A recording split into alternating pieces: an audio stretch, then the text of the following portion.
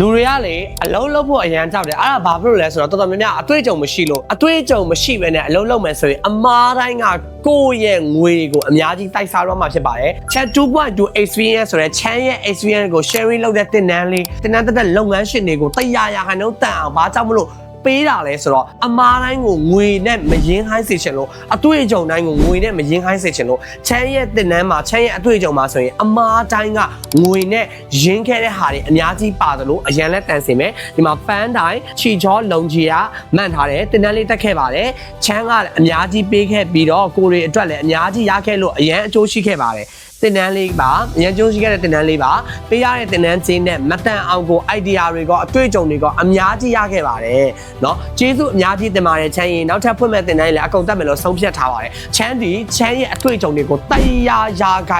ပြည့်